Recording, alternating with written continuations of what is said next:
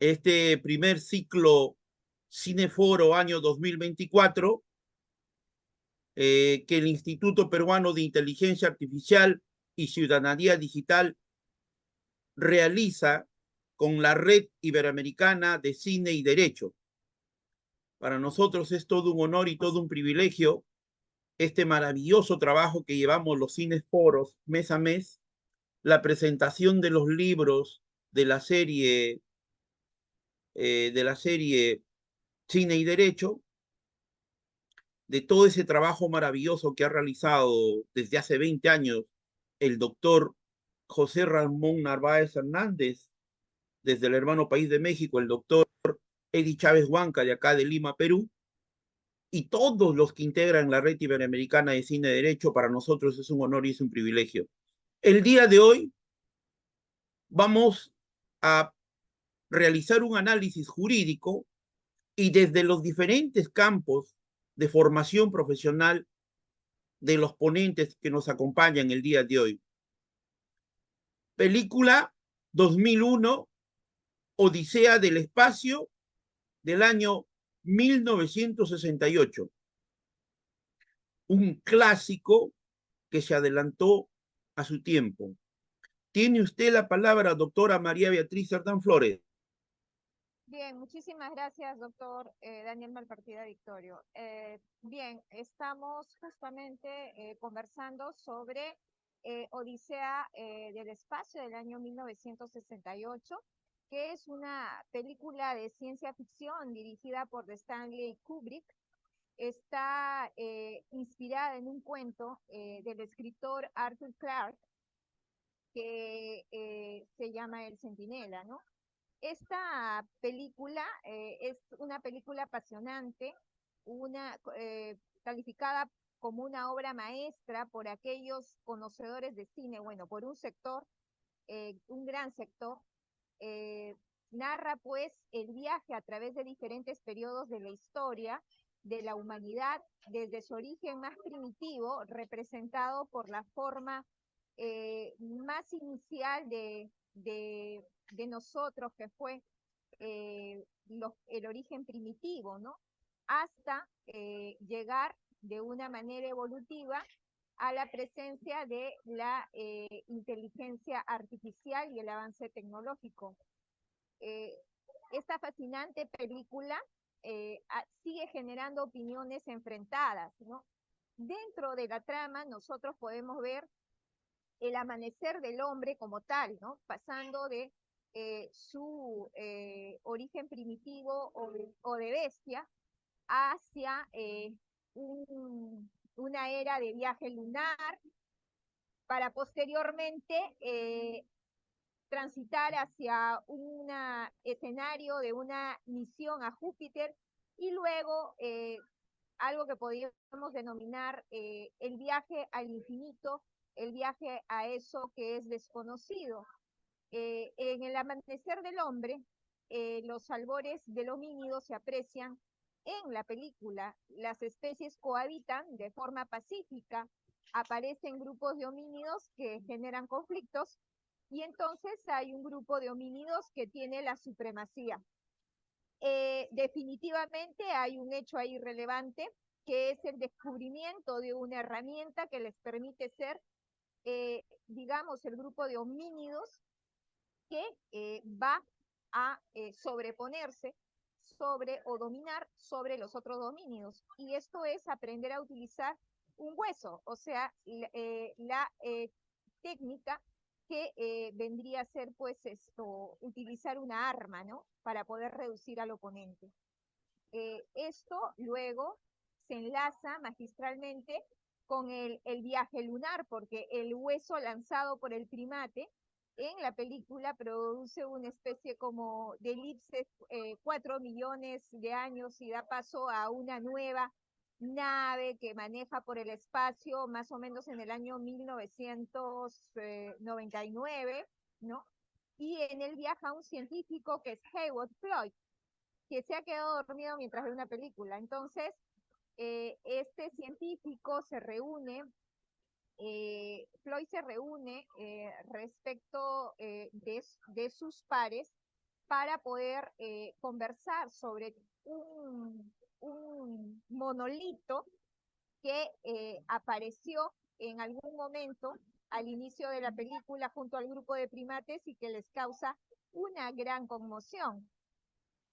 Floyd es convocado por sus pares para justamente ver de cerca esta especie de, por decirlo así, hasta ese momento no se sabe en la película qué cosa es, pero con posterioridad se sabe que es como una especie de puerta o de portal. Entonces, pero él es convocado ahí para poderla inspeccionar, para poderla ver, para poder recibir de estos pares los pareceres respecto de este objeto tan extraño. Luego aparece esta parte muy especial que es la de Júpiter, la misión a Júpiter, el viaje a Júpiter y el viaje al infinito. Esto es que David Waldman eh, eh, en su misión, ¿no? Hacia Júpiter también da cuenta de algunas situaciones muy particulares en el viaje, donde esta nave en la que él viajaba portaba una inteligencia artificial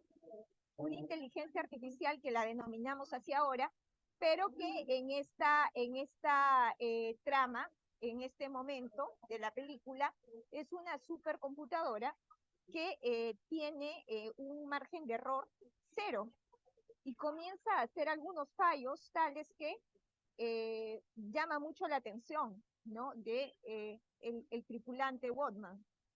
Entonces, finalmente, la máquina se revela al hombre y finalmente, en el momento que se revela, deciden apagarla, ¿no? Finalmente también, en esta trama, en el término de la película, casi en un final muy dramático, el científico tripulante de la nave ve a través del portal, ¿no? Cómo va pasando su vida, su madurez, su vejez, y finalmente se insinúa como que hay un nuevo amanecer o un nuevo renacer fetal, digámoslo así, de este astronauta o de este tripulante a través del portal y su enlace con el universo. Es decir, nos transmite una idea evolutiva del hombre desde del descubrimiento de las primeras técnicas en lo primitivo hasta el advenimiento de lo que ahora nosotros llamamos inteligencia artificial. Lo que llama la atención también a través de la trama es la deshumanización en varios aspectos de quienes integran las diversas escenas de la película, porque un aspecto muy pronunciado de ella es que los diálogos son mínimos. Y entonces vemos que la mayor parte de la presencia de todo esto es visual. Es una película impactante, es una película que se ha adelantado a su época y es una película también tildada como predictiva, porque mucho de lo que se ha dicho allí y mucho de lo que en 1968 se ha plasmado allí ha terminado siendo realidad, ¿no? Con el paso del tiempo. Entonces, un sector del cine dice que es una obra maestra y es predictiva. Bien, entonces con este breve sumilla, este breve resumen, este breve comentario de lo impactante que es la película en estas 4 etapas, le doy pase a la primera ponente para que pueda hacer su disertación sobre la película Odisea en el espacio, ¿no? Que rompió todos los esquemas del género y se convirtió en un fenómeno cultural, ¿no? Hay personajes impactantes como Floyd, como David Woman, como Frank Paul, ¿no?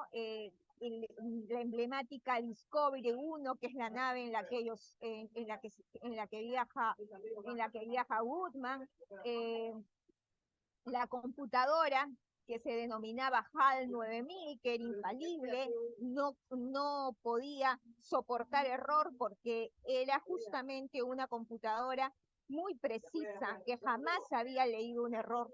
Y al final de la trama se revela pues ante el hombre, ¿no? La inteligencia artificial se revela a la inteligencia humana y ese es en buena cuenta algunos aspectos de la trama. En realidad es mucho más complejo que eso.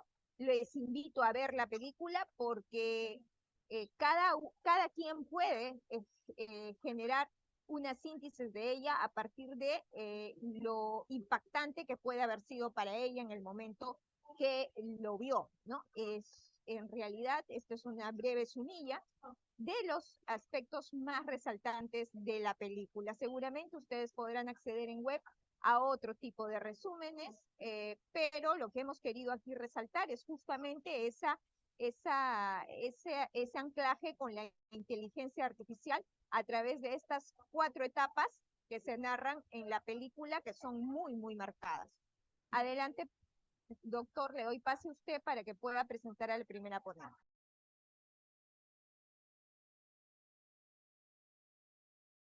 Muchas gracias, doctora María Beatriz Cerdán Flores. Por favor, vamos a dar la palabra entonces desde el hermano país de México a la ingeniera Valeria Hernández Reyes. Por favor, ingeniera. Hola, ¿qué tal a todos? Buenas noches. Pues mi agradecimiento otra vez por esta invitación. Estoy muy honrada de estar aquí con ustedes. Y también, pues muchas gracias a María Beatriz Cerdán Flores por la introducción sobre el resumen de esta película. Para mí es muy importante resaltar en el contexto de que nosotros, en la red iberoamericana, se acostumbra a analizar todo lo que tiene que ver el cine. Me interesa a mí resaltar cómo nosotros, a través de ver la película, pues podemos entender cómo era la década de 1960 para que nosotros podamos ver en retrospectiva, pues, qué valores tenía la sociedad en esa época, cómo veían el futuro y cómo ahorita nosotros estamos cuestionando de manera distinta la inteligencia artificial. Yo como ingeniera les puedo decir, yo soy ingeniera ambiental, yo les puedo decir que en el ámbito de la ingeniería, esta época en la que fue desarrollada la película Odisea en el espacio, se le conoce como la época del optimismo tecnológico. ¿Por qué se le conoce a esta década, a este periodo como optimismo tecnológico? Pues porque fue una época de progreso tecnológico y de progreso científico, pero también hay que recordar que había una carrera espacial entre Estados Unidos y la Unión Soviética y estaba en su apogeo. Había un sentido de la gente, de la población, un exceso de confianza en la capacidad de la humanidad para conquistar el espacio y alcanzar nuevos logros. Entonces, para mí, reflexionar sobre esta película es pensar en cómo esas personas en esa década veían, se entusiasmaron y se contagiaron de todos estos sucesos y cómo es bidireccional, ¿no? La tecnología nos modifica a nosotros y nosotros modificamos a la tecnología, ¿no? Cuando el hombre ve que se puede alcanzar la luna, que se puede viajar, pues empiezan a soñar más y también la misma tecnología pues nos motiva, ¿no? A innovar. Bueno, esta fe en el futuro, pues es una forma en la que, bueno, o sea, esta fe que empezamos a tener, pues nos invitó a empezar a explorar nuevas ideas, ¿no? Como cómo colonizar otros planetas, si había alienígenas o no había alienígenas. Y de hecho, pues también fue fomentando que surgiera una nueva etapa del cine en donde se exploraban mucho estas ideas, ¿no? Este interés por los viajes espaciales, la investigación científica y la búsqueda de nuevos conocimientos, pues además de estar plasmados en el cine, después se fueron manifestando y concretando en las ciencias exactas y vienen surgiendo pues las materias que vienen estudiando el machine learning y también la inteligencia artificial. Y también nos empezamos nosotros pues a cuestionar la realidad, empezamos a preguntarnos pues temas filosóficos, cuál es el significado de la vida, cuál es el significado de la evolución de la humanidad. Y en este ciclo de pensamientos pues podemos ver que en la época de los 70 Steven Spielberg hace otra película que se llama en español Encuentros en la tercera fase, donde se experimentan, bueno, se trata la trama sobre encuentros cercanos con seres extraterrestres. Luego también en la época de los 70 sale Star Trek, la película, donde se basa, pues es una película basada en la serie de televisión y vemos al Capitán Kirk y su tripulación en su misión por el mundo, ¿no? Entonces, después en los 80 sale Blade Runner, en 1986 incluso había una película que era de comedia de ciencia ficción que se llama Cortocircuito, donde había aventuras de un robot militar que tiene conciencia propia y entonces empieza a buscar el espacio, o sea, buscar a nuevas personas en el espacio y empieza a ver así, pues, diferentes, narrativas. Después en los 90 una película muy famosa fue El quinto elemento, que fue una película de ciencia ficción sobre un taxista que tiene que vencer, pues, una fuerza cósmica maligna.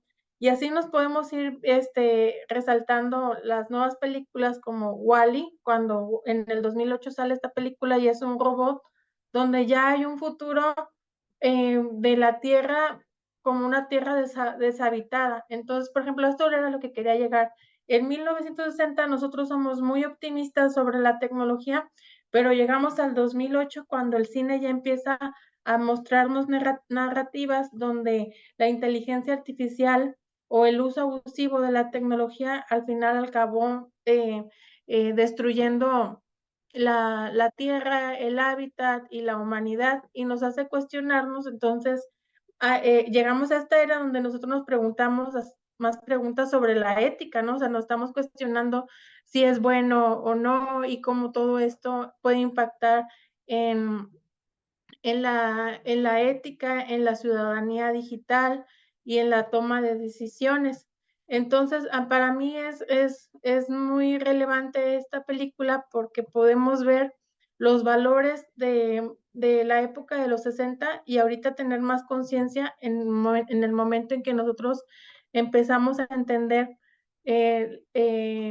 la inteligencia artificial. A mí, por ejemplo, también me llama la atención cómo cada país en el cine pues representa sus necesidades, ¿no? Si va a haber guerra, si les interesa la salud.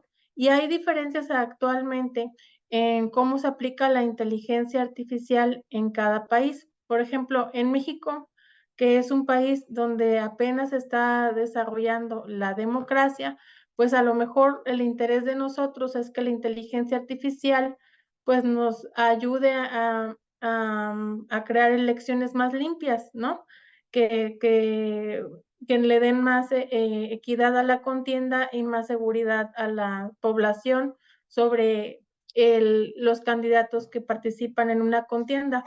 Pero a lo mejor en otros países como Europa, la inteligencia artificial se utiliza más para soluciones sobre el medio ambiente o como en Estados Unidos se utiliza más para crear citas, redes sociales, encuentros entre personas. Entonces, la inteligencia artificial siempre nos va a ayudar a entender cuáles son los valores que hay en cada país que desarrolla esa tecnología. Saber cómo lo aplican es un indicador de los valores que predominan en ese país. Entonces, para mí es muy, muy importante poner esto sobre la mesa pues para entender y debatir cómo cada país o cómo esta película en su momento nos habla de una sociedad y cómo ahorita podemos descubrir los valores de cada país. En México, algo que está muy estudiado es que la inteligencia artificial se basa mucho en la agricultura inteligente, en los servicios financieros, porque los servicios financieros aquí son emergentes, ya existen las aplicaciones en donde tú puedes pedir préstamos pequeños de cantidades de 1,000 pesos, 2,000 pesos, y también importa mucho aquí la ciudad digital, pero en México también hay un auge de la inteligencia artificial para gestionar el tráfico, optimizar la recolección de residuos, mejorar la seguridad pública y brindar servicios más eficientes a los ciudadanos. Y en Estados Unidos, como les comentaba yo ahorita, pues lo interesante para ellos son las redes sociales, es el comercio, por eso encontramos más aplicaciones como Alexa, Google, Apple, Amazon, todo esto, ¿no? Que es Alexa de Amazon, quería vincularlo así. Entonces, también Estados Unidos, pues, ¿qué valora la autonomía en las carreteras, la libertad? Y hacen mucho el desarrollo de la tecnología, pero en los autos, ¿no? La inteligencia artificial ahí, o el avance de la medicina con precisión, que les interesa más en Estados Unidos analizar grandes cantidades de datos médicos o los análisis financieros, a diferencia a lo mejor de Canadá, que utiliza más la inteligencia artificial para la gestión de recursos naturales, para la atención al servicio al cliente o para la investigación científica. Entonces, pues podemos ver cómo esta conquista del hombre en el espacio, pues derivó en varias vertientes y cada país tiene sus valores y tiene sus prioridades. Pero también volviendo un poquito más a la película en el papel de HAL 9000, donde la máquina tiene conciencia, pues ahorita en el 2024 es cuando más nos estamos preocupando sobre la conciencia de las máquinas, si es posible otorgarles ciudadanía, como en Dubái a los robots se les está planteando la posibilidad de concederles una ciudadanía. Pero también nos invita mucho a la película, a lo mejor a preguntarnos por qué el hombre quiere tanta tecnología. Y si nos vamos nosotros a la antropología o a lo social, pues es que el hombre a veces quiere em, necesita ayuda para hacer amigos, ayuda para conseguir novios, ayuda para casarse, ayuda para tener una casa, ayuda para tener una casa más cómoda, ayuda para viajar, ayuda para tomar decisiones. Y esto habla mucho de cómo el hombre se desconecta a sí mismo y se deshumaniza a él mismo, cómo el hombre en vez de estar pensando en desarrollar sus propias capacidades, siempre está pensando, imaginando que sea una máquina. ¿Perdón? Perdón. Que pensé que alguien quería la palabra. Entonces, esto es muy interesante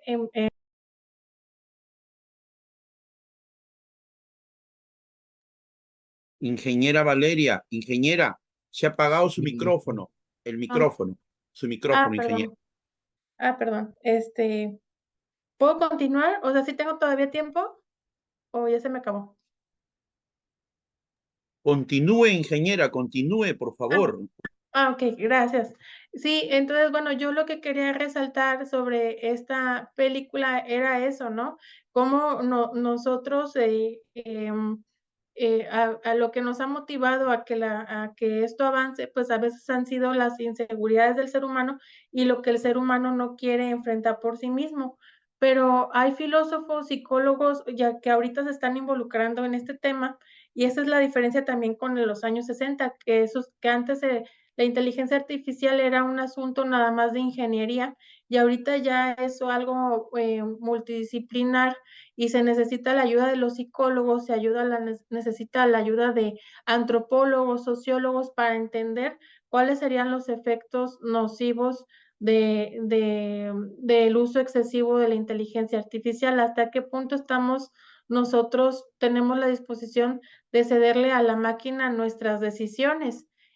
Hablaban ciertos filósofos y psicólogos en el área de la materia cognitiva, como ya las nuevas generaciones de jóvenes, pues a veces ya interactúan mejor por escrito, evaden la discutir o incluso felicitar, expresar sus sentimientos y prefieren cedérselo a una máquina. Y esto habla pues de que al momento de favorecer a aumentar nuestra confianza en las máquinas, pues que también nosotros como seres humanos pues vamos perdiendo un poco de nuestra humanidad, ¿no? Y plantearnos, pues si queremos ser una sociedad así en la que vamos a dejar toda nuestra fe en las máquinas, o si nosotros queremos ser una sociedad en donde podamos ser capaces de resolver nuestros propios problemas, ¿no? Entonces, en la psicología esto se llama a que la inteligencia artificial viene siendo una forma, un mecanismo de afrontar el estrés. Quiere decir que es un mecanismo, la inteligencia artificial, pues para que nos solucionen nuestra vida, ¿no? De lo que no queremos hacer.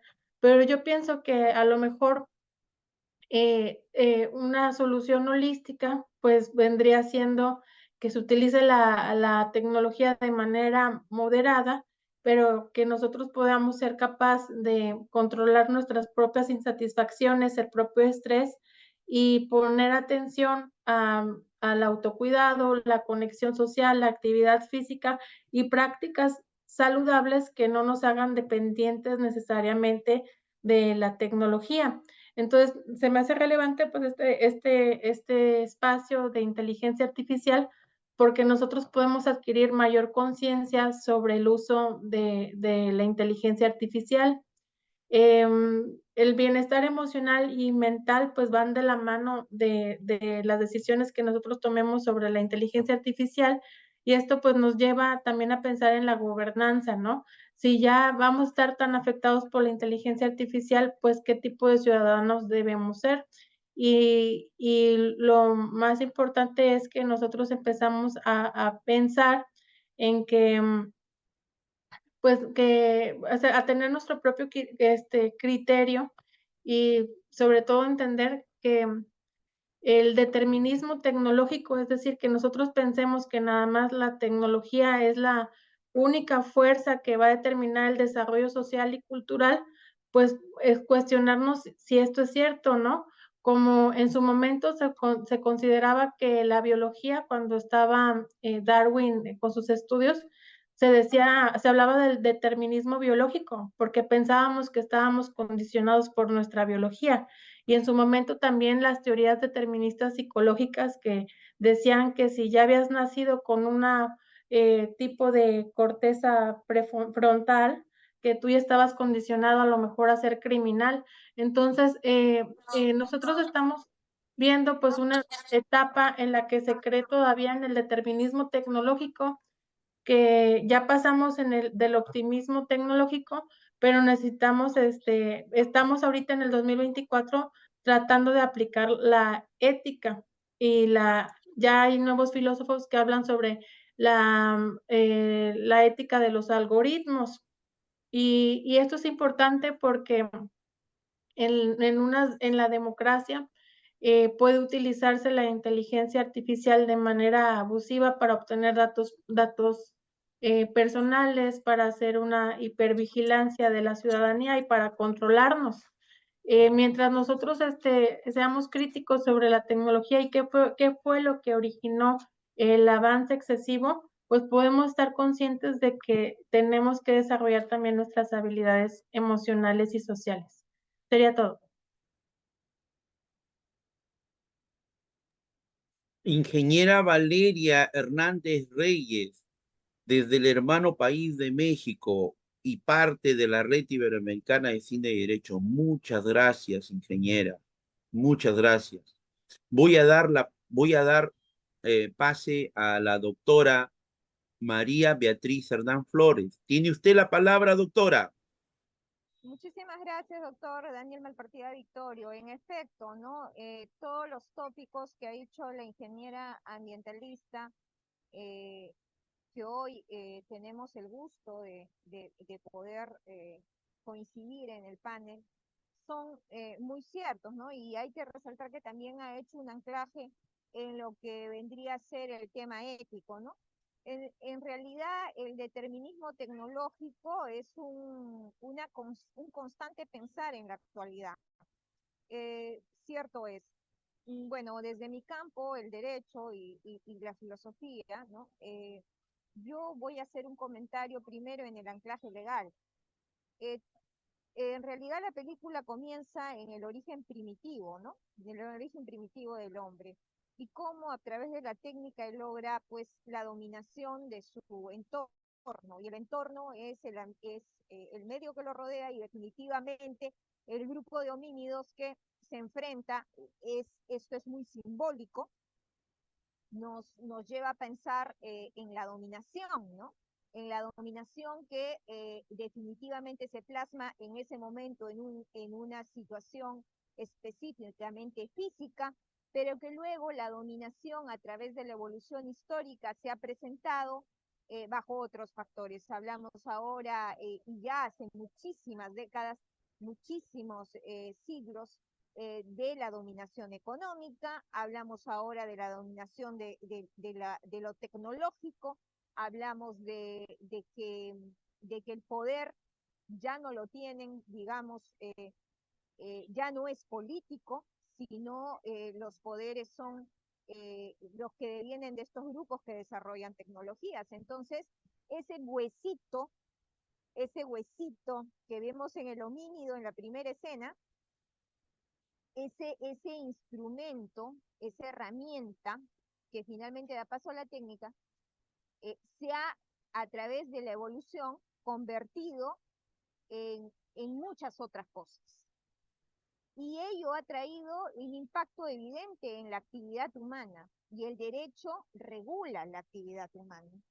Entonces, en la película hay una primera fase en donde presentan el origen primitivo y luego de ellos tienen un anclaje ya en una era espacial, como es la etapa lunar, ¿no? Y el viaje a Marte en la película, y luego ya esa visión del futuro de Woodman, ¿no? Entonces, aquí, en estas tres que he mencionado, últimas etapas de la película, está pues muy presente las actividades que se realizan en la exploración espacial. Entonces, como nuestra intervención es estrictamente jurídica, vamos a precisar una serie de instrumentos jurídicos que regulan. Acordémonos que en 1968 se había llegado a la Luna justamente en la década del 60. Esto abrió las mentes de muchos cineastas, como bien lo ha recordado la ingeniera. Y entonces aquí comenzaron evidentemente los desarrollos de instrumentos normativos que tienen que ver con el espacio ultraterrestre, la Luna y los cuerpos celestes. Precisamente el tratado sobre los principios que deben regir las actividades de los estados en la exploración y utilización del espacio ultraterrestre, incluso la Luna y otros cuerpos celestes, es del año 1967. Este es el más importante de los acuerdos jurídicos sobre el espacio. Garantiza la libertad de exploración y utilización del espacio siempre que esas operaciones se realicen en provecho y interés de los países, pero sobre todo primando la paz mundial. Los estados son responsables de todas sus actividades nacionales. Nadie puede apropiarse del espacio ultraterrestre. No se reconoce ninguna noción explícita en él de soberanía nacional en un espacio, a diferencia del espacio aéreo. Lo han ratificado este tratado 95 estados. Y lo digo porque coincide, pues, justamente con que es un año antes del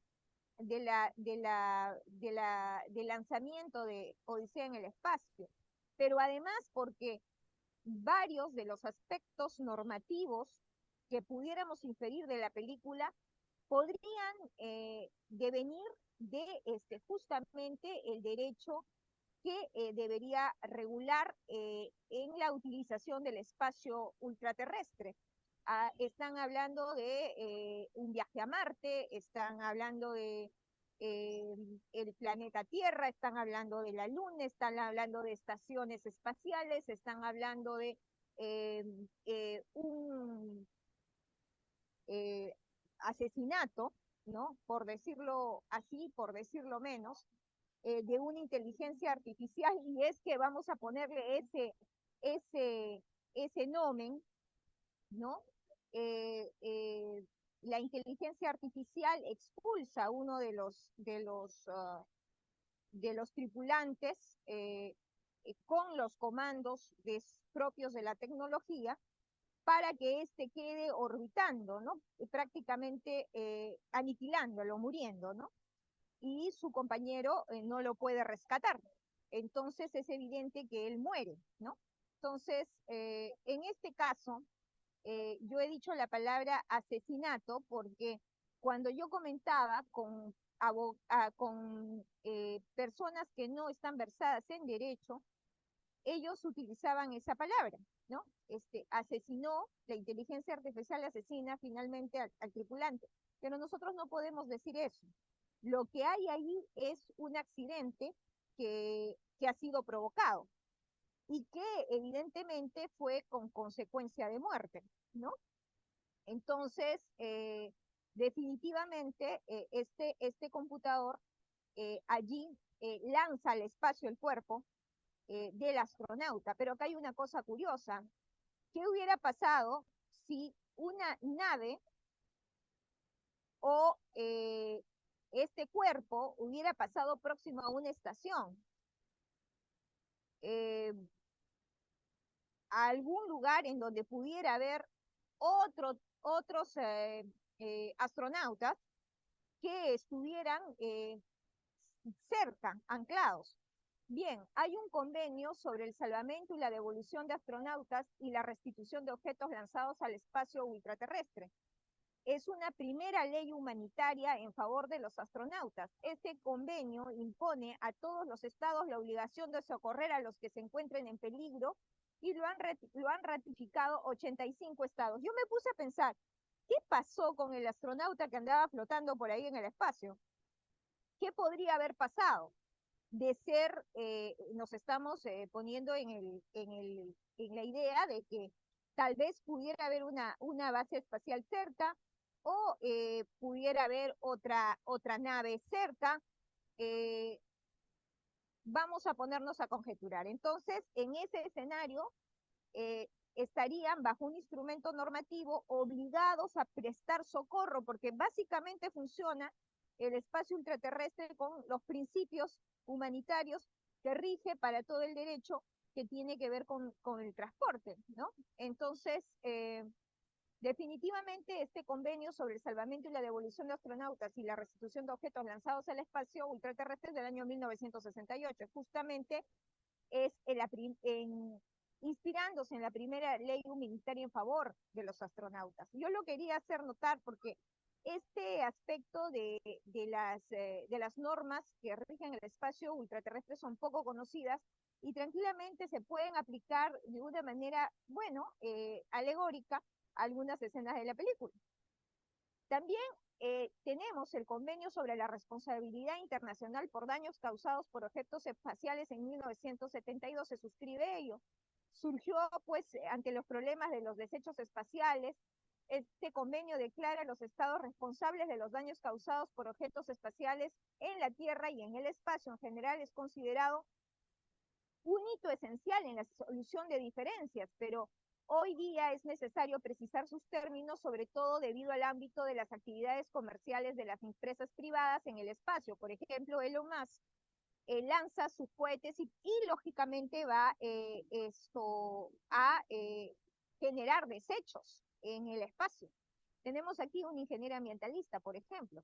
Entonces, la ingeniera ambientalista no solamente está preocupada en el medio ambiente ya de la Tierra, sino también con buena visión, qué pasará con el ambiente, lo que está fuera de la Tierra, que ya también tiene injerencia, el humano ya está interviniendo en él. Entonces, este convenio eh, imprime responsabilidad sobre el Estado, responsable de los daños causados por el objeto que ha lanzado, ¿no? Y tendrá que preocuparse en su recojo o en el resarcimiento del daño causado. Por ejemplo, ¿no? Vamos a pensar de que esta nave eh, eh, queda desarticulada en el espacio. Ese desecho, ¿quién sería responsable? ¿Cómo se podría hacer responsable a alguien? Entonces, si es un privado, se hará responsable el privado y lógicamente si es un Estado, ahí vemos la presencia en alguna parte, en la parte en donde están precisando el viaje hacia Marte, que hay unos predios y en los predios los astronautas y científicos son de varias nacionalidades, lo que nos da a entender que se trata pues de una alianza, ¿no? Para poder hacer, digamos, estas investigaciones conjuntamente entre países. Luego, existe también un convenio sobre el registro de objetos lanzados al espacio intraterrestre. Tienen la obligación los países de registrar cada uno de los objetos.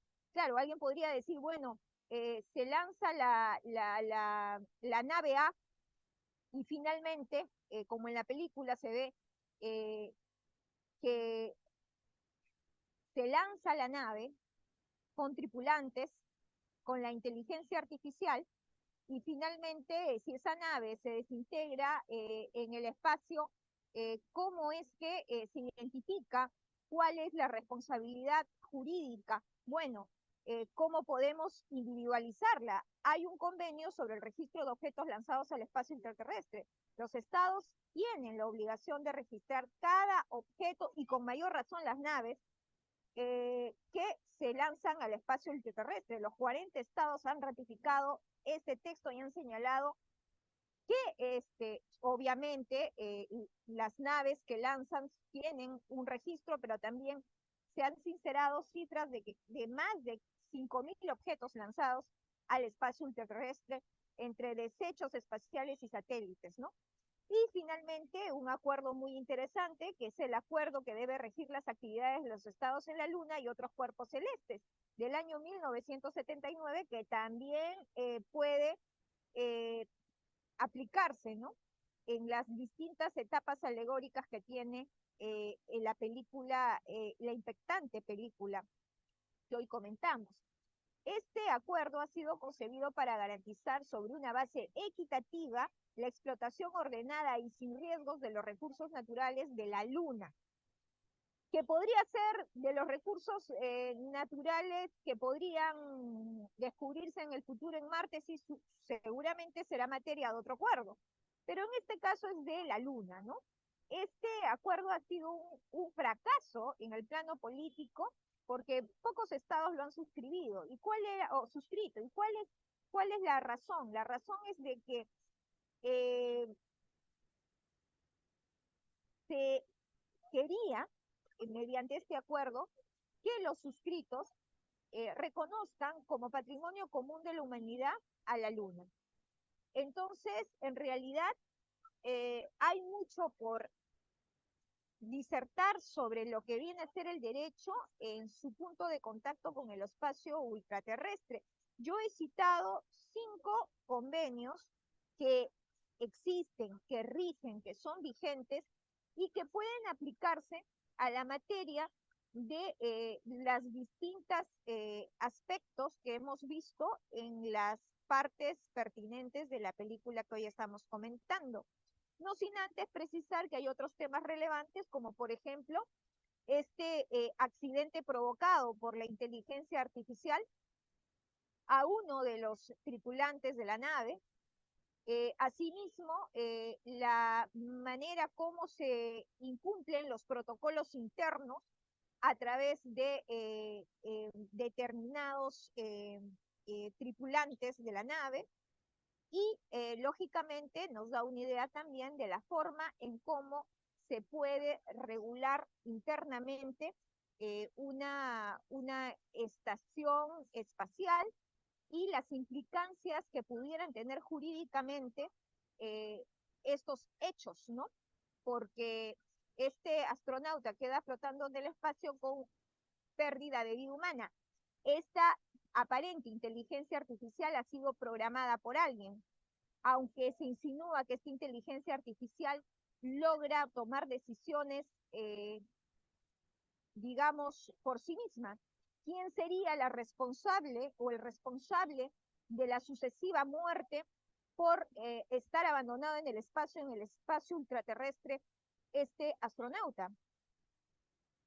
Entonces, como bien ha dicho la ingeniera, muchos de los países regulan la inteligencia artificial y hay ahora puntos de contacto, por ejemplo, entre el derecho ultraterrestre, del espacio ultraterrestre, y lo que tendría que precisarse respecto de la regulación de la inteligencia artificial, en tanto es transversal.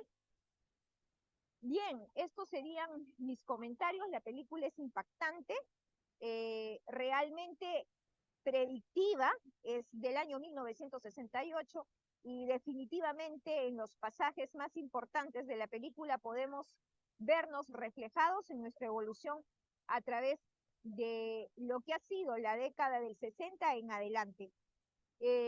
Inquietante porque se insinúa la inteligencia artificial como una inteligencia que toma sus propias decisiones y posiblemente estemos transitando a ello. Sin embargo, esto no es posible ahora, pero he querido hacer una breve sumilla de aquello que he visto desde este punto de contacto que viene a ser el derecho del espacio ultraterrestre.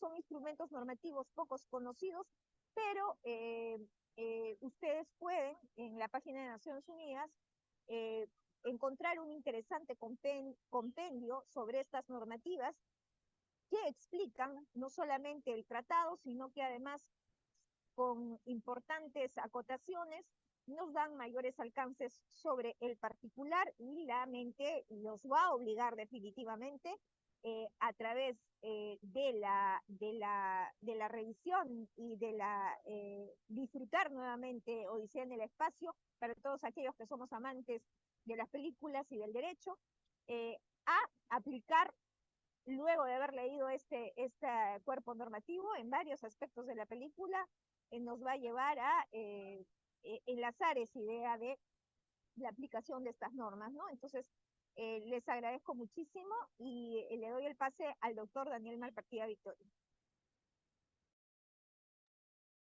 Muchas gracias, doctora María Beatriz Cerdán Flores. Desde el hermano país de México, Red Iberoamericana de Cine y Derecho, está con nosotros el doctor José Manuel Fernández Morales.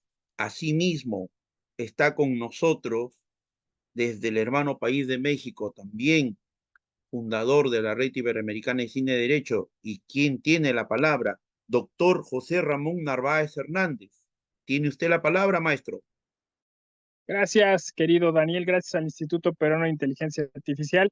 Me da mucho gusto que se siga, pues eso, preservando, ¿no? Esta continuidad que le has impuesto, Daniel, al ciclo de cine. Sin ti, sin el instituto, esto sería imposible. Veo rostros nuevos, veo otros que ya han estado acompañándonos en otras ocasiones. Me da gusto que esté Valeria y que esté Manuel Morales, que se sumaron a esta iniciativa y también a todos los trabajos del Instituto Peruano de Inteligencia Artificial.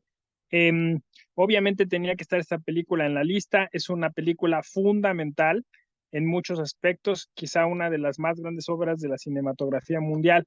Kubrick, uno de los más grandes directores, siempre polémico, siempre complicado, ¿no? Porque, bueno, pues es muy semiótico, tiene muchas capas para tratar de entender la película. Sigue aportando mucho a la cultura popular. Simplemente decir que Barbie de Greta Gerwig tiene un guiño, ¿no?, a esta película justo al inicio. justo para hablar un poco como del tema de, pues eso, de quién es el ser humano, se utilizan estas metáforas en estos videogramas tan interesantes donde pues vemos cómo el ser humano pues es apenas nada, ¿no? En la historia del universo, pero cómo ha cambiado su forma de interactuar con el mismo en tan poco tiempo, considerando pues todo el tiempo que el universo tiene ahí, ¿no? Que eso es creo que lo que le fascinaba a Kubrick en el fondo. Kubrick haciendo quizá una gran crítica a, a la modernización, a la evolución, al progreso, en el punto que más nos duele, ¿no? Es utilizar la tecnología un poco para desentendernos, pero también para deshumanizarnos en algún punto, ¿no? O sea, ese paso tan rápido de ser, pues eso, neandertales a pasar a ser Homo sapiens, y como lo decía la doctora, en un momento olvidarnos de nuestras obligaciones y dejarlos en manos de la tecnología. Esta inteligencia artificial todopoderosa en esta película, pues eso, tiene en sus manos las vidas, ¿no? De las personas, porque pues así se le programó, porque así se le hizo, y esa es la idea, ¿no? Y después toda la cinematografía lo va a repetir muchas veces, hibernar, ¿no? O sea, si vamos a tardar mucho, porque ya se descubrió con la física cuántica, que va a ser, si en su caso que habrá posibilidad de viajar a través del universo buscando otro lugar para vivir, que eso cada vez pues lo sentimos más cerca con la escasez de agua, con el problema medioambiental. Entonces, nuestra salvación, como en Don't Look Up, es irnos a otro planeta a destruirlo. Pero bueno, mientras eso sucede, tendríamos que transitar por el universo grandes distancias, y eso implicaría entonces que tendríamos que hibernar, tendríamos que dormir, ¿no? O sea, tendríamos que estar fuera de porque biológicamente no estamos diseñados para esos grandes viajes, así que la única esperanza es la inteligencia artificial, así como se plantea, ¿no? Entonces Kubrick lleva al extremo, es un argumento de reducción al absurdo el que utiliza este planteamiento, ¿no? Y bueno, pues justamente a lo que siempre se llega, ¿no? Si esta inteligencia artificial descubre que nosotros mismos atentamos contra, pues eso, contra la propia, no solo contra nuestra propia existencia, sino contra lo vimos en Interestelar, contra la existencia del género humano, contra la existencia del propio universo, ¿no? ¿Qué consideraciones tendría que tomar, ¿no? ¿Qué programación tendría que seguir?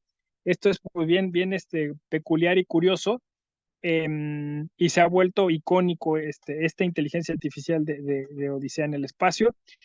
A mí me gusta comparar mucho esta con la de Wall-E, que no va a estar en nuestro ciclo, pero creo que Wall-E es muy interesante igual las decisiones que toma esta inteligencia artificial que conduce la nave, y cómo el género humano va abandonando esta idea y se va como estandarizando, esa es la gran crítica creo detrás de esta filmografía, ¿no? O sea, es decir, es asumir rutinas y no descubrir qué es lo que hace Wall-E, ¿no? De descubrir lo hermoso que es la vida, lo hermoso que es la existencia, lo hermoso que es que el género humano esté aquí en la Tierra y que no esté para destruirla, poseerla, apropiársela, ¿no? Sino pues para coexistir. Creo que al final de cuentas ese es el gran mensaje, que es un mensaje, pues si se quiere, desde la filosofía del derecho, es un mensaje al cambio de conciencia, al cambio de cultura, ¿no? Lo hemos dicho, lo dije creo la primera vez, ¿no? que tuve oportunidad de participar en este ciclo. Creo que estas películas tienen que llevar, sí, a pensar en el derecho, sí, a ver cómo lo vamos a proteger, cómo vamos a interactuar con él, pero sobre todo a recapacitar sobre cuál es el destino del género humano. Muchas gracias. Maestro, muchas gracias. Siempre aportando desde su punto de vista y ese mundo maravilloso y toda esa experiencia que tiene. Muchas gracias, maestro. Muy agradecido a nombre del equipo de trabajo del Instituto Peruano de Inteligencia Artificial y este trabajo en colaboración que tenemos con la Red Iberoamericana de Cine Derecho. Voy a ceder la palabra al doctor José Manuel Fernández Morales. Por favor, maestro, tiene usted la palabra. Hola, ¿qué tal, doctor Daniel Malpartida? Un gusto saludarlo desde aquí de México. También saludar a mi maestro José Ramón Narváez. Ya lo veo bien entrado en su retiro, que él sí es un montañés. Quisiera comenzar por ofrecerle una disculpa por la impuntualidad. Son cosas que a mí me molestan muchísimo, pero me configuré mal la alarma y teniendo esta media hora más bien una hora de diferencia, sí fue un tema. Comenzaría por hablar, y no me gusta reseñar cuando presento un filme, pero es que es innegable que Odisea Espacial nos ofrece algo muy distinto con relación a cualquier otro tipo de película. Es una película del cine casi mudo, es decir, es mucho cine y poco diálogo. Es imagen, es una música, es una emoción y es un viaje a lo largo de la humanidad. Y creo que con una enseñanza muy clara y con una posibilidad infinita en este mensaje de la permanencia y el cambio. Es decir, la permanencia de la humanidad como ente y su imposibilidad para cambiar y trascender, no obstante del progreso. La película toma y aprovecha de forma, creo que muy brillante, el viaje espacial en un momento donde además, como decía la doctora, resulta casi predictivo para tocar distintos temas que deben de ser muy, muy importantes para el tema especialmente de lo que es la inteligencia artificial, que es uno de los focos de aquí. Y es, ¿los seres humanos estamos trascendidos o estamos evolucionados a partir de la inteligencia artificial? Hoy por hoy, sin duda, conocemos y comprendemos que la inteligencia artificial está lejos de ser la versión de lo que nosotros queremos, pero le hemos fantaseado y le hemos tomado de una forma que se asemeja peligrosamente a la realidad. Peligrosamente, y digo esto peligrosamente porque en este afán de controlar, en este afán de no mutar, el ser humano mantiene estas herramientas en un propósito pues casi esclavista. Y tenemos que hacernos la primera pregunta. ¿Puede o recibir una personería la inteligencia artificial? Nosotros hablamos de personalidad en México, pero entiendo que todo el mundo en Sudamérica sí dice correctamente personería. Y habría que entrar en esos diálogos, habría que entrar en esas propuestas, porque generar legislación sin entender filosofía detrás de lo que se legisla es lo que ha ocasionado grandes también retrocesos en la humanidad y especialmente en América Latina. Padecemos de que lo que no entendemos lo prohibimos, ¿eh? Es brutal, es brutal. La legislación del no entiendo, la legislación del no conozco, pero sí prohíbo, nos permea porque legislamos desde el miedo, legislamos desde la oportunidad y se legisla desde el populismo. Y esta es una enfermedad que parecen todos los legisladores en el continente de habla hispana.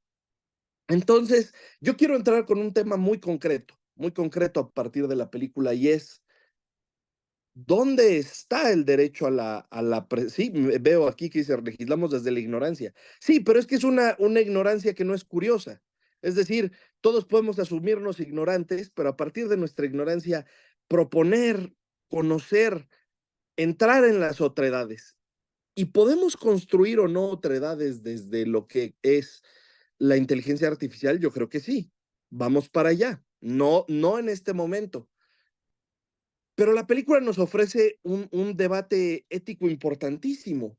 La autopreservación de HAL, es decir, la inteligencia artificial, que para quienes no hayan visto el filme, la inteligencia artificial que lidera la expedición y que realiza las maniobras de pilotaje en lo que los demás están dormidos o hibernados más bien, se da cuenta que existe una gran posibilidad de que sea apagado, de que sea desconectado, de que sea borrado. Y eso en términos de su percepción, porque entendemos que esta inteligencia artificial, como no lo hacen las actuales, percibe en el mundo exterior, es decir, no solamente se alimenta de datos, sino que percibe a través de herramientas que no nos son puestas dentro del itinerario cinematográfico de Kubrick, decide autopreservarse y definitivamente intenta aniquilar a los seres que comprometen su existencia, pero además lo hace de una forma todavía más interesante, porque no lo hace en términos de una autopreservación, ¿eh? Lo hace también en términos del cumplimiento de su misión. Y esto nos debería de llevar a la gran reflexión de a dónde caminamos con nuestra inteligencia artificial, con nuestras inteligencias artificiales a lo largo del mundo. Y creo que ese es el gran debate y el gran diálogo que los juristas tenemos que resolver y anticipar. Hoy estamos ante la posibilidad de anticipar, porque si bien no tenemos la experiencia histórica de una inteligencia artificial, estamos plagados de recursos artísticos que la anticiparon. Está ahí Asimov, está ahí Kubrick, está ahí otros tantos. Hombre, el equipo desarrollador de Mass Effect, y nos están diciendo que ahí están las señales para crear una ética de la inteligencia artificial antes de que la inteligencia artificial se cuestione por qué es tratada como es tratada, por qué es instrumentalizada como es instrumentalizada. Y puede sonar un diálogo de locos, pero creo que hoy la gran vamos a decir, cúspide o reto de la inteligencia artificial no está en qué tanto la podemos desarrollar, no está en qué tanto la podemos controlar, debería de estar en qué tanto nos podemos apoyar de ella y qué tanto podemos crecer con ella. Hoy por hoy en la institución que yo represento, por ejemplo, el Tecnológico de Monterrey, ha incorporado la inteligencia artificial en el desarrollo de los contenidos universitarios de todos los alumnos. Primero, yo creo que sin duda ante la imposibilidad de detener la ola de la inteligencia artificial para hacer las tareas. Esto, bueno, también nos dice mucho de hacia dónde camina la inteligencia artificial, porque resulta que hoy en día la generación del conocimiento no está dado en si estudio o no, sino de qué forma le pregunto a la inteligencia artificial. Y la forma en la que le pregunto, es decir, la forma en la que estructuro mi pensamiento, me permite tener más o menos éxito respecto del desarrollo de una actividad. Entonces esto nos debe de decir mucho de este compañero nuevo, este compañero quizás hasta incómodo que se está presentando con nosotros llamado inteligencia artificial. Y la invitación, por supuesto, en este Instituto Peruano de Inteligencia Artificial está en la reflexión ética trascendida a lo jurídica. ¿Es cuánto?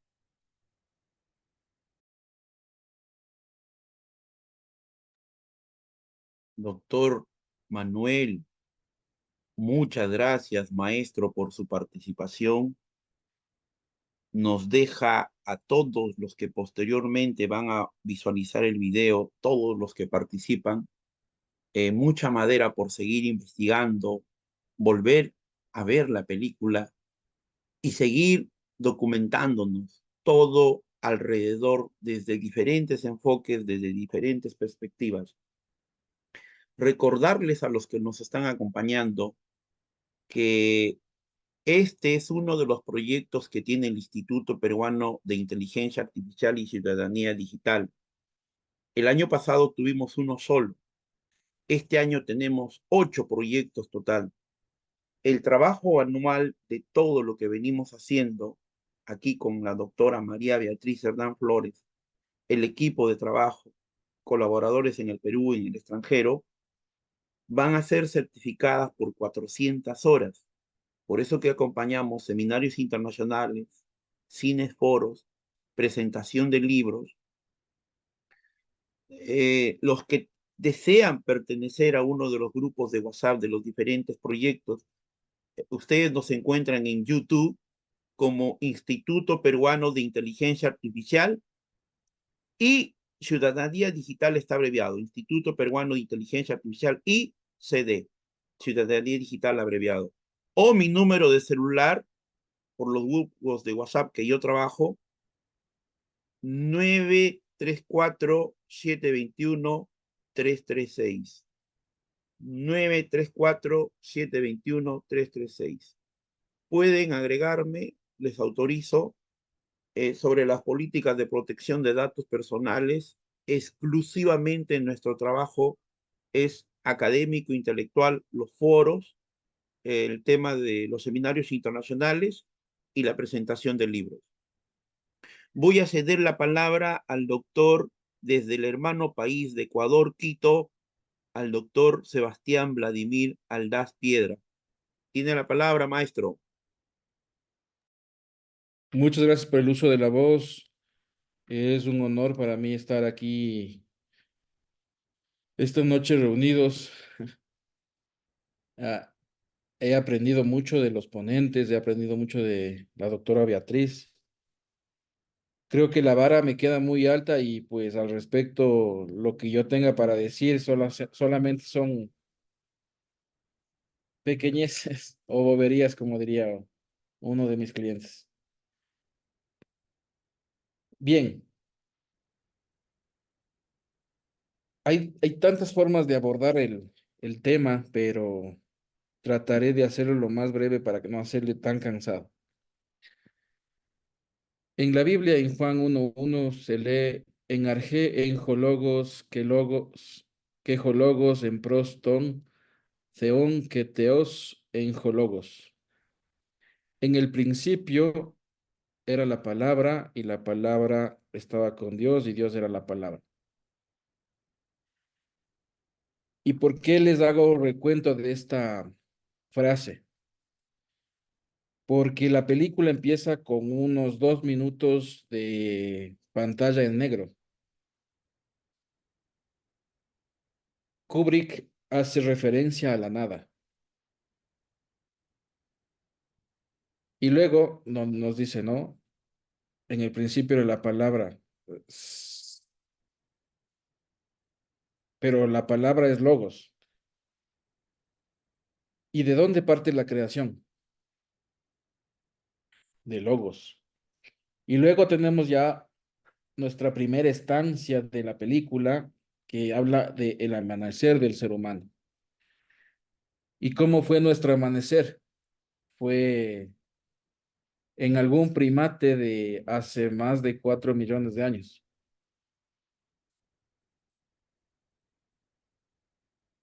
Quizás el dato es un poco impreciso porque, como sabemos, hay un eslabón perdido entre el simio y el ser humano. No sabemos de dónde ni hacia dónde y en qué punto histórico aparece este traspaso de la bestia al ser humano. Y por eso Kubrick toma así hablaba Zaratustra de Strauss, la sinfonía, ¿no? Entonces, ¿por qué tomar este, este pasaje de Strauss, perdón, más bien sinfonía de Strauss, de así hablaba Zaratustra? Porque cuando lo crearon esta sinfonía, se hizo basada en el mismo Nietzsche, en la misma obra de Nietzsche, de así hablaba Zaratustra, que nos habla del paso del ser humano al superhombre, que es el desenlace de la película. Pero bien, entonces tenemos en el amanecer del ser humano a este simio que en presencia de un monolito, como se decía, adquiere algo que le transforma. Este monolito representa, dice Kubrick, la conciencia. El paso del ser, de la bestia al ser humano es la conciencia. Y claro, no lo dijo en la película y cuando creó la película dejó pasar muchos años desde el 68 hasta el 80 para poder decir finalmente qué significa el monolito, que era esa capacidad del ser humano o logos para alcanzar la comprensión, para alcanzar un tipo de cerebro diferente al de la bestia o para evolucionar, si se quiere, en algo más. Vamos a ver. Entonces tenemos el elemento de la nada, el elemento de la creación, el elemento del reino animal, sin explicaciones mayores. Cuando está el simio en presencia del monolito, escucha algo que le vuelve loco, luego adquiere, digamos, conciencia. Esto también se lo explicó en las historietas de Una Odisea en el Espacio. En estas historietas, que son hechas por los mismos autores, se explica que el monolito en realidad era transparente, que no era negro, pero que en la película tuvo que tener ese color para que pudiera ser presentado, para que pudiera ser más avistado por la cámara. Pero en las historietas se cuenta, y en el libro no tanto, que el monolito les da forma al cerebro del simio, y de ahí que evoluciona. Entonces tenemos el paso del reino animal al reino humano, si se quiere, reino humano, porque, como sabemos, seguimos siendo animales. Aristóteles diría zoon logón y zoon politikón. Animal con palabra y animal político. Finalmente, el simio, al comer, al evolucionar, alcanza la creación de herramientas. La herramienta le permite cazar, le permite alimentarse, le permite defender su territorio, le permite incluso eh, defenderse de otros, digamos, congéneres. Y el simio lanza el hueso al espacio, o más bien al aire, y aparece la siguiente herramienta humana, que es la forma de una nave espacial que le conducirá a Heywood Floyd, que es un doctor en astronáutica, hacia la Luna, para, digamos, tomar contacto con otros astronautas y más que eso, hacerse cargo de una misión. La misión que era descubrir por qué hay un monolito en la Luna, quién lo puso ahí, y que el informe que él recibió era que el monolito fue puesto ahí, eh, como se dice, premeditadamente. Y aquí tenemos otro elemento, eh, nos dice no solo Strauss, sino también la filosofía, que es lo conocido y lo desconocido, lo cognoscible y lo incognoscible. Frente a lo incognoscible, frente a lo desconocido, el ser humano tiene miedo, o tiene cierto resquemor, tiene cierto recelo, al punto que debe inventar una noticia falsa, que es que hay una posibilidad de pandemia si se acercan a eso que está en la luna que nadie conoce, y que solamente tienen acceso ciertos astronautas con cierta categoría, y que, dicho sea de paso, son americanos y no son rusos, porque justamente en el 68 o en el 60 habían este tipo de problemas y conflictos entre Rusia o la URSS y Norteamérica, ¿no?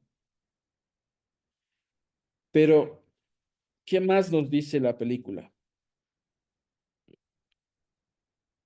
Cuando están en el espacio, Floyd hace una llamada a su mujer no le contesta a su hija, pero Floyd, carente de emociones, le dice que le llamará mañana a su madre y que por favor recuerde el mensaje. Más tarde en la película vemos cómo pasa algo similar cuando Paul o Frank Paul, que era un astronauta, recibe un mensaje de sus padres para festejar su cumpleaños, pero ni se inmuta. Entonces, este es un elemento recurrente en la película: el nacimiento, la celebración del tiempo y la muerte, ¿no? Pero este elemento en particular habla de la deshumanización, justamente, ¿no? De cómo el ser humano frente a la tecnología, o gracias al uso de la tecnología, se ha deshumanizado. Y ahí es que entra en juego HAL 9000, que es la computadora o inteligencia artificial, en la que aparentemente tiene un buen uso y sabe, conoce el protocolo y conoce el trato humano. Incluso la voz, cómo se le traduce, tiene calidez, ¿no? Parecería que tiene emociones.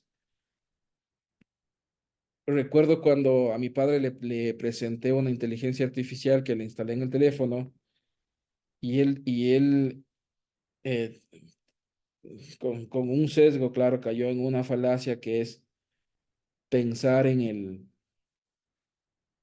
que la inteligencia artificial siente o puede sentir emociones y pues sabemos que eso dista mucho de la realidad. ¿Y por qué? En, en, a ver, sí,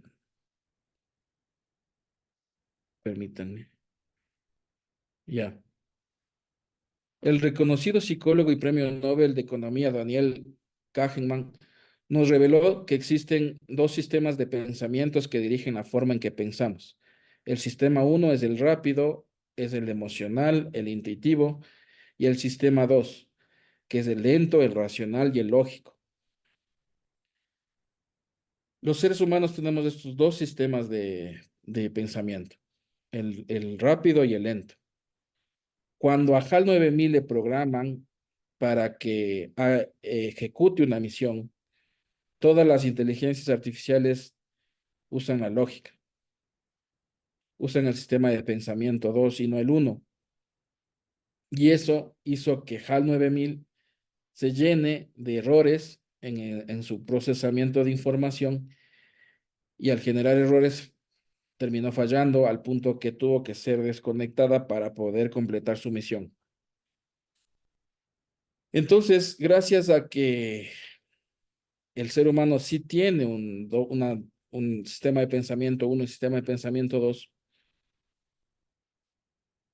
se vuelve inalcanzable para la inteligencia artificial. Quiero decir, la inteligencia artificial podrá replicar cosas humanas, pero no podrá ser igual. Bueno, siguiendo con el esquema de lo que nos habla Rubik, sí. Rubik nos habla de valores humanos. ¿Cuáles son los valores humanos? O más bien, ¿qué se entiende por valor humano? Aquello que el ser humano valora. En la película se ve cómo el ser humano se ha deshumanizado porque ha puesto toda su esperanza en la tecnología, pero no más que esperanza, ha puesto toda su creatividad, ha puesto todo su empeño. Pero como yo había comentado en alguna conferencia que di, o ponencia que di en el Instituto Peruano de Inteligencia Artificial, ¿por qué el ser humano creó la tecnología o creó primero los robots autómatas y luego, claro, creó más autónomos? Quizás por alguna especie de decepción respecto de su congénero, más que decepción, por alguna especie de distanciamiento entre lo que es él y lo que es el otro. Entonces, Rubik también se refiere a lo que es el sentido de la vida, hacia dónde va el ser humano. Y claro, aquí en los años 60 había un gran disturbio entre la separación de la ciencia y la religión y apostar más por el racionalismo que por el misticismo. Y naturalmente se dividió bastante fuerte no sé, estas ramas de la humanidad, del conocimiento humano. Y visto así, es natural que el ser humano valore más lo racional frente a lo empírico, ¿no? Pero el sentido de la vida nos hace pensar o nos hace buscar siempre que hay más allá. Y si ustedes se fijan, más allá que está Júpiter.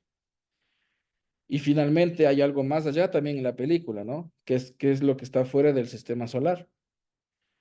Entonces, el monolito aparentemente empieza en la Tierra, luego en la Luna, luego manda a Júpiter y luego Júpiter nos manda hacia algún lugar en el mundo, en el espacio, en el universo, más allá.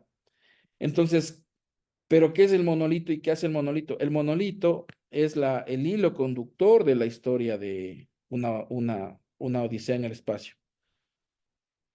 Dice Rubik en las historietas que el monolito lo que hace es en realidad mandar una señal al monolito de la luna.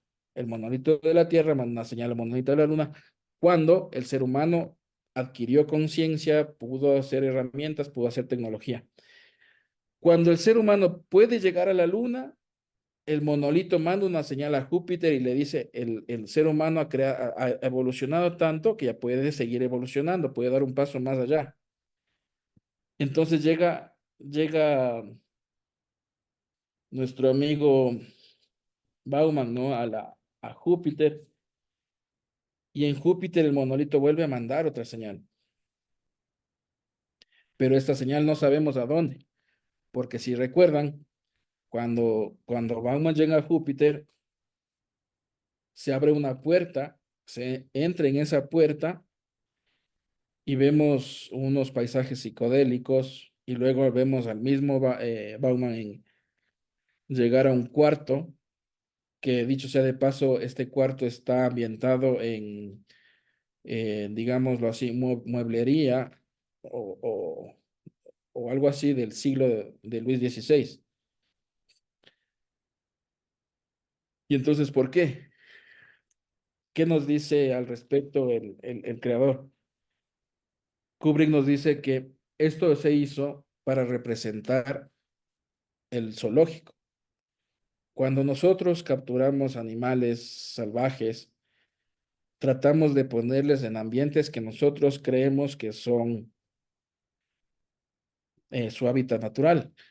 Entonces, ¿qué es lo que nos hace pensar Kubrick? Y no, él lo dice en los libros, es que el ser humano evolucionó tanto que pudo llegar a tener contacto con seres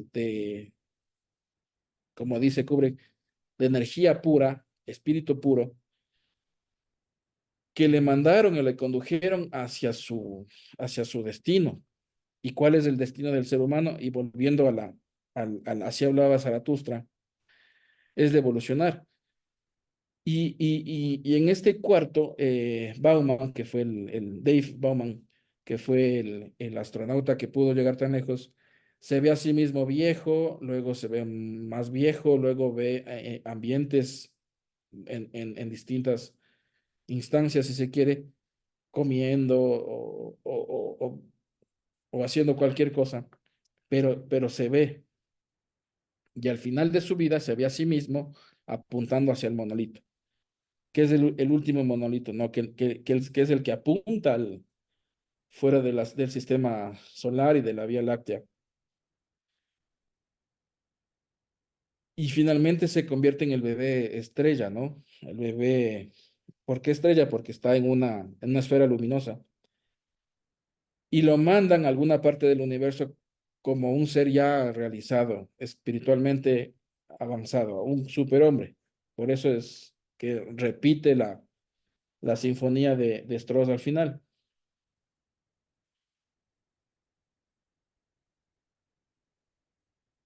Entonces, luego de haberla visto así a la película, la reflexión que nos queda es, o más bien puede ser muy básica, pero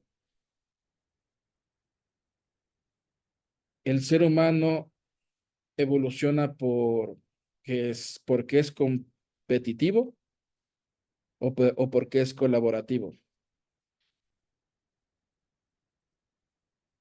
El ser humano evoluciona porque tiene visos del futuro lo que decía, lo que decía Stephen Hawking, ¿no? ¿Puedes recordar el futuro? Esa es una pregunta que se hizo en el libro La teoría del todo. O lo que decía Platón sobre la reminiscencia, ¿no? Que ya la tenemos, ya tenemos toda la información, simplemente falta un catalizador para captarla y potenciarla. No lo sé, no lo sé. También les quería compartir que hay un discurso muy bonito que se vio en la película hablada de Charles Chaplin, que es el gran dictador. Este discurso nos habla cuál es el sentido de la tecnología y de la evolución de la tecnología. Es muy bueno sería bueno que lo tengamos presente, porque lo que no nos falta no es tecnología, sino es humanidad. Y, y, y creo que la tecnología se hizo para unir a los seres humanos más que para separarlos.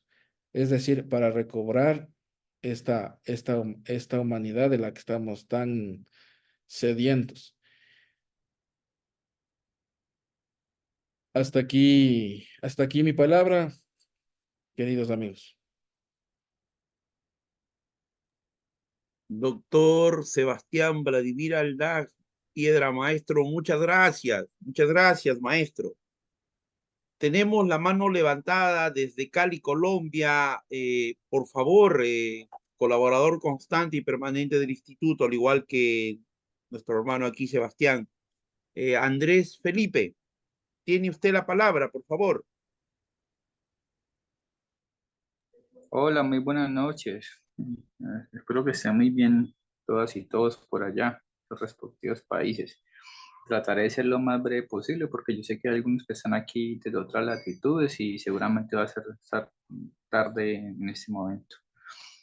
Haré una pequeña nota breve al margen. Mm, Me llamó mucho la atención recordando porque la película la volví a ver hace como año y medio y recordaba que en la película se hablaba de que estas personas que pergeñaban, diseñaban, pilotaban ese descubrimiento y la investigación de ese monolito en la Luna, se inventaron una epidemia, una pandemia para ocultar dicho acontecimiento, ¿no? De índole estelar, ¿no? Digámoslo así. Y recuerdo yo que por allá en el 2019, antes de que llegara la denominada pandemia, se hablaba de unos monolitos extraños que aparecían en distintos lugares poco transitados de Estados Unidos, que nunca se supo la autoría ni nada de esto y pues bueno, a los pocos meses teníamos la denominada pandemia. Ahí termino con la nota al margen y prosigo al comentario que quería hacer de la película. En la película, pues trataré nomás resaltar una cosa, ya que se ha dicho, pues aquí muchos aportes significativos. Me referiré únicamente a la figura ficticia del filme de HAL 9000. A mi modo de ver, pues retomando un poquitico la obra de Eric Sadin, un filósofo de la tecnología, en sus distintas obras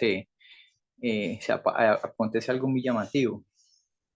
Y según él avanza en sus obras, podemos pasar de un Eric Sadin muy tecno-optimista a un Eric Sadin muy crítico y muy reflexivo, pues con lo que acontece en lo que él llama la infraestructura tecnoeconómica, ¿no? Como lo termina llamando en su última obra. Y pues ahí acontece como un filósofo, un pensador de la tecnología, de la técnica, evoluciona esa mirada sobre la propia técnica, ¿no? Mostrando en su principio a HAL 9000 únicamente como una sátira, como una ficción más, como una banalización de Hollywood, ¿no? Que nos tiene acostumbrados y que en su última obra termina mostrando cómo esta podría tomar ciertos visos de realidad, ¿no? En este mundo actual del siglo XXI. Y yo personalmente en HAL 9000 veo cuatro aspectos que en un artículo particular, compartí con el profesor Daniel, compartía. ¿Y cuáles son esos 4 aspectos que yo veo en HAL 9000? Primero, no existe tal tecnología neutra, no hay tal neutralidad técnica.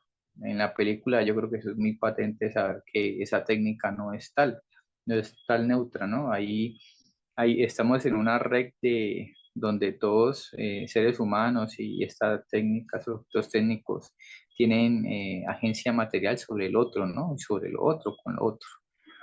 También en ese texto se muestra, tomando un poquitico la figura del supuesto HAL 9000, que ahí se habla de una máquina inteligente, y aquí ya pues en esos tiempos podríamos decir que, bueno, tratémoslo como inteligencia artificial, aunque sabemos que tal cosa no existe en la actualidad. No, habría que hablar, por ejemplo, más de organizadores estadísticos, como lo propone Javier Blanco, entre otros autores. No llegaríamos a una inteligencia artificial actual. Bueno, también en el texto se refuta la existencia de una sociedad de la información y el conocimiento, y en Cole también metafóricamente lo entiendo, ya que si hay algo muy llamativo en el texto, en la película, es que existen pocos diálogos entre los seres humanos. Hay mucha imagen, mucha visualidad y poco diálogo.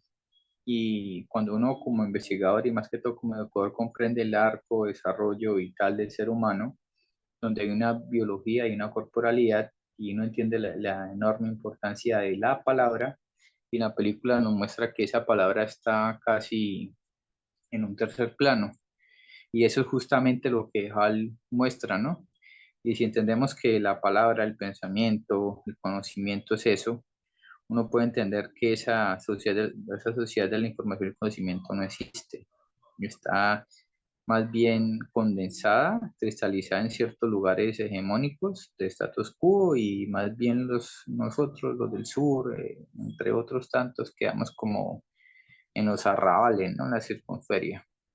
Tercero, que en la película se nota poco, ya que la película se establece en un pensamiento modernista, ¿no? En los años 70, 80, pues como correspondía en esa época, 60, donde hay una tarea única que se establece en plazos y en secuencias, pero se logra ver algo en cuanto a HAL dispone a decir, tarea A está cumplida, tarea B está cumplida, etcétera, ¿no? Y es esa el multitasking que sucede con ese efecto, porque es un efecto, ¿no? Que deviene esa tecnología que no es neutra, que sucede con el aprendizaje del ser humano, por ejemplo.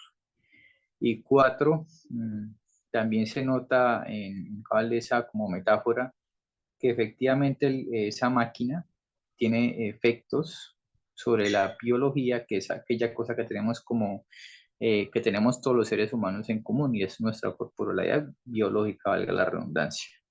Y pues ya sabemos qué hace este organismo, esta inteligencia artificial, con los seres humanos de esa nave. Y en los términos actuales, ¿qué sucede, por ejemplo, con los efectos que tienen esos aparatos como objetos tangibles corpóreos, con ciertos efectos sobre la salud y también sobre el propio aprendizaje vía retinotalámica, entre otros, que tiene esos aparatos? Entonces, básicamente lo que quería mostrar un poquito metafóricamente el HAL en la vida cotidiana de nosotros como seres humanos, y que por supuesto tiene ciertas incidencias en nuestra corporalidad, en nuestra salud integral, biológica, cognitiva y mental, y que hasta apenas este año, tengo que decirlo con tristeza, por un dolor, ¿cómo es posible que apenas UNIFEC, entre otros, nos vengan a decir que efectivamente sí hay muchos problemas que generan por esas tecnologías en el aprendizaje, por ejemplo, en ese caso específico, y sobre la salud, en pleno 2024, cuando ya desde el 2011 esto se sabe, se ha investigado fuertemente, ¿no? Entonces, quería como resaltar eso, esta película que para mí es magnífica y es hartamente, como diríamos por acá, pitoniza, ¿no? Nos terminó mostrando muchos aspectos de la realidad en un pasado bastante ya remoto. No estamos hablando ya de más de 5 décadas o más de 4 décadas. Muchas gracias por el espacio. Muchas gracias desde Cali, Colombia, colaborador constante y permanente, Andrés Felipe Pérez Velasco. Desde Cali, Colombia, Santiago, tienes la palabra, por favor. ¿Pero usted me escucha? Bien, correcto, vamos, ¿No me Santiago. escucha? Bueno, antes de, digamos, de hablar de la película, quería, saber quién es el director de la película, ¿no? O sea, yo creo que Kubrick es uno de los mejores directores, uno de mis favoritos, lastimosamente ya falleció, pero debemos recordar que estuvo influenciado por Fritz Lang, el mismo director de la película Metrópolis. Y siguiendo esa influencia, muestra en sus películas un futuro distópico, casi apocalíptico, referente al futuro de la humanidad. Si bien los científicos de hoy que están inmersos en todo lo que es la industria de la IA, están haciendo hasta lo imposible para que la inteligencia artificial adquiera conciencia, eso no es una cuestión tecnológica, sino más bien biológica. El ser humano tiene un cerebro emocional, donde los sentimientos lo gobiernan tanto para bien y tanto para mal. Le permite ser consciente de lo que es. La IA, en el mejor de los casos, lo único que puede desarrollar es el cerebro racional, o sea, la parte del cerebro, lo que llamamos el cerebro prefrontal que tiene el ser humano.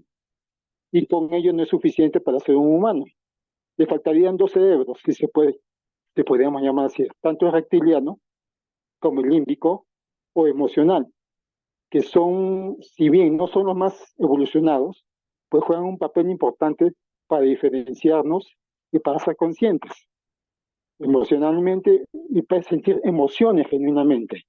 Un robot no puede, solamente puede fingir emociones, pero jamás podrá sentir emociones. Para ello, tendría que tener órganos como el tálamo, el hipotálamo, el hipocampo y la amígdala cerebral. Y además, si tenemos en cuenta que si bien el pensamiento en sí es resultado de la acción de pensar, de lo que ve, porque obviamente un robot puede ver, porque con las tarjetas gráficas que le están colocando puede ver, digamos, objetos, puede comparar objetos, puede oír también, puede conocer por la Big Data, por toda la información que le han metido, pero no puede sentir. Y mientras no pueda sentir, el robot simplemente va a desarrollar el cerebro racional.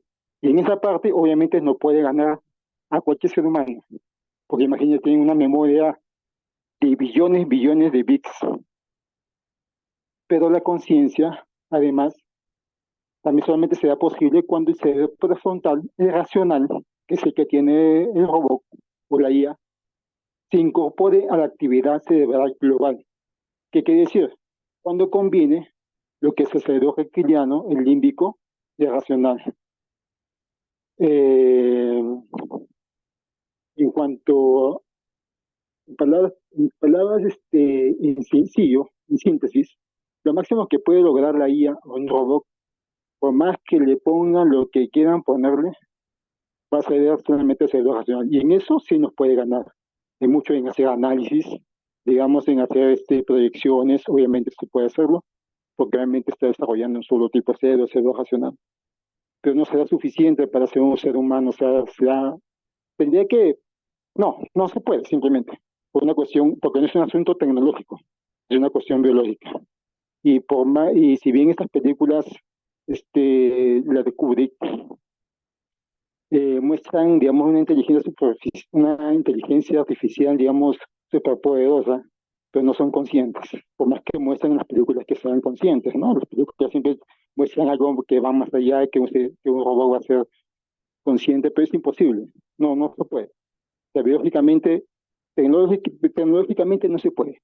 Y entonces ahí como que quedamos, digamos, sería casi como un mal sueño, digamos, de los científicos que quieran hacer eso. O sea, no se puede, simplemente. Es un imposible, práctico. Y en eso, pues, por ese lado hay que estar tranquilo.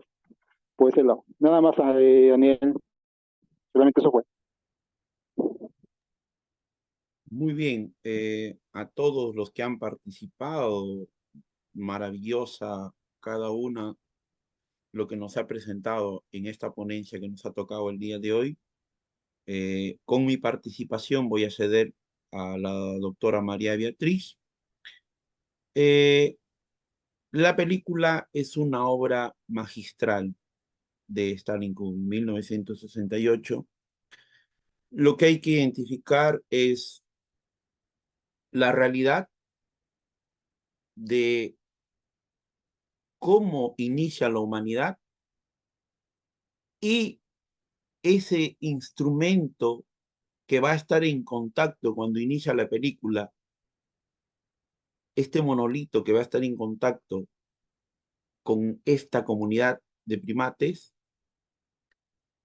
nos va a hacer ver la realidad de los límites y de la capacidad del ser humano frente a la técnica, a la tecnología. La parte de la ciencia ficción es que esta máquina pueda adquirir una conciencia o pueda tener una conciencia. Además, las películas que ya hemos visto en el Instituto Peruano de Inteligencia Artificial y Ciudadanía Digital, todas juegan con la posibilidad abierta de una posibilidad abierta de la existencia de Dios y la de extraterrestres. Y particularmente sobre la inteligencia artificial está representada por HAL 9000. Escuchaba en la participación de cada uno de ustedes en relación a los tres grandes maestros griegos cuando se habla de la herramienta, de los instrumentos, del instrumento de los instrumentos, de la herramienta, esto que tengo acá, la mano. No fueron ninguno de los tres grandes, fue uno que se adelantó a ellos. Anaxágoras es el que nos dice que es la mano el instrumento por excelencia y la herramienta por excelencia en el hombre. Queramos o no queramos, cuando se hace ciencia, técnica, arte, inteligencia artificial, va a haber esa conexión mano de un cerebro y queramos o no, un ser humano. Entonces, yo quiero terminar, quiero hacer algo breve, preciso y puntual. Cuando la película, en ese momento se nos adelanta al día de hoy el uso de imágenes, el uso de videos, de telellamadas, de videollamadas, el uso de lo que vendría a ser, así como en su contexto, de un teléfono. Entonces, para su momento, quiero ser breve, preciso y puntual, por el tiempo también, el concepto de escenarios fundamental, el concepto de mundos virtuales entre lo íntimo y lo que es simulación, el concepto de mundos espejos entre lo externo y lo que es simulación, el concepto de realidad aumentada entre lo externo y la ampliación, el concepto de living entre lo íntimo y la ampliación, y el concepto de combinación de escenarios. ¿A qué se adelanta? Al metaverso. Muy buen libro, está en las redes sociales, lo estoy compartiendo en todas mis redes. Antonio Serrano Asitores. Muy, muy buen libro y sabe de qué está hablando cuando habla de inteligencia artificial. Y el otro de Sion King, Metaverso hacia un viaje de la Tierra digital. Al metaverso se adelanta esta película magistralmente por imágenes, por videos y por la utilización en ese contexto de esa década de los instrumentos que nos van a ayudar a visualizar, a proyectar e incluso nuestro futuro. Eso sería mi participación precisa, puntual. Muchas ideas maravillosas han dicho los que me han antecedido. El Instituto Peruano de Inteligencia Artificial les hace llegar un saludo en estos días de Semana Santa que estamos pasando, siempre con el mejor deseo a cada uno de ustedes, los que nos acompañan, Este año tenemos 8 proyectos. Tiene usted la palabra, doctora María Beatriz Cerdán Flores. Muchísimas gracias a todos los que han permanecido atentos a la transmisión en un día que para cierto creo, es un día importante de religiosidad y para otros es un momento de distensión familiar bastante apreciado porque estos días de extensión de feriados en algunos países no se suelen dar siempre, ¿no? Con regularidad. Entonces, aprecio muchísimo el tiempo que ustedes dan al instituto a través de su participación y presencia por este medio en una importante cita que tenemos todas las últimas semanas de cada mes, como el Foro Cine y Derecho, con la Red Iberoamericana de Cine,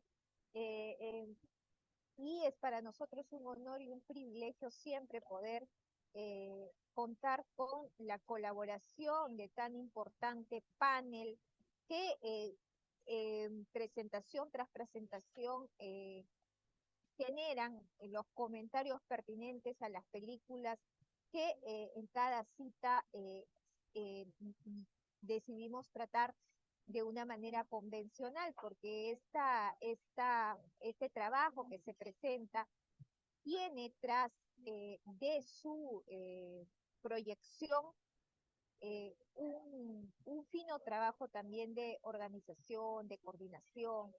Entonces, más allá de los participantes que hoy nos siguen en vivo, también las reproducciones de quienes nos visualizarán posteriormente son sumamente importantes. Nosotros hacemos especial seguimiento de estas reproducciones para poder así individualizar, verificar, identificar los intereses de todos aquellos que nos siguen en redes y también poder identificar qué es lo que el instituto debe brindar, cuál es la línea de aquellos que nos visualizan, para así satisfacer esa necesidad de informarse, educarse y definitivamente de poder explotar de la mejor manera este espacio en el cine de foro y derecho, ¿no? Entonces, para nosotros como Instituto Peruano de Inteligencia Artificial y Ciudadanía Digital es un honor y un privilegio siempre tener tan importante panel conformado en cada una de las sesiones, cada uno de los participantes con sus aportes. Tenemos colaboradores constantes y permanentes en el instituto. Finalmente, ya se ha dicho mucho de la película Odisea en el Espacio, impactante, por cierto, pero yo quiero añadir un elemento de esperanza y acaso, digámoslo así, de cierta duda para generar y dejarla incógnita. Y es que, claro, nosotros hemos dicho la inteligencia artificial se revela al hombre, pero en la película esta inteligencia artificial sí eh, ocasiona un accidente de trabajo, digámoslo así, pero por un conflicto que le genera justamente la información que manejaba, ¿no? Porque esta inteligencia artificial sabía de un plan que no era develado a los tripulantes. Entonces se genera en él una contradicción en la información y entonces toma una decisión. Entonces, en el panel, alguno de los ponentes ha hablado de la rebelión, ¿no? de la inteligencia artificial. En este caso, podría verse como una rebelión, sí, pero también como una contradicción en la que puede entrar la inteligencia, ingresa la inteligencia artificial al recibir informaciones, una información oculta y otra información que tenía que manejar en apariencia, ¿no? Entonces, creo yo que el dilema ético radica en quien programa la inteligencia artificial para fines nobles, para la humanidad. Si esta persona o grupo de personas definitivamente programa para fines innobles, una inteligencia artificial es finalmente un instrumento. Y dejo yo eso en el pensamiento de cada uno de ellos. ¿Actuó como un instrumento o actuó con autonomía? Porque él ha sido instrumentalizada, esta inteligencia artificial, con órdenes que se dieron de una manera específica para que él pudiera conocer una información y finalmente aparentar que la desconocía y generar otro tipo de información al tripulante. En estricto no se habría revelado de pronto, sino que habría entrado en contradicciones por la información que el programador ingresó en ella. Pero nos insinúan que esta inteligencia tenía un margen de error cero. Entonces ahí digo yo, finalmente, la eticidad define las acciones.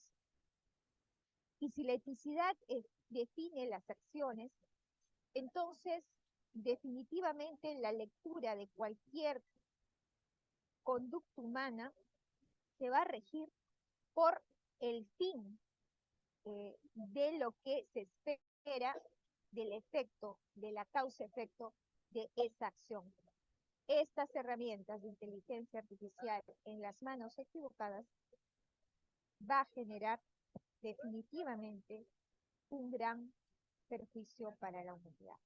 Pero aquí, en sede del Instituto Peruano de Inteligencia Artificial y Ciudadanía Digital, les convocamos a reflexionar sobre las IAs desde un punto de vista positivo, desde la eticidad que debe imperar en el manejo responsable de las mismas, y justamente esa es la misión del instituto: crear ciudadanía digital, crear conocimiento, crear conciencia, y de una manera bastante esmerada en cada uno de los productos que el instituto piensa para cada área, que son educación, que es arte, que es filosofía, que es política, que es derecho.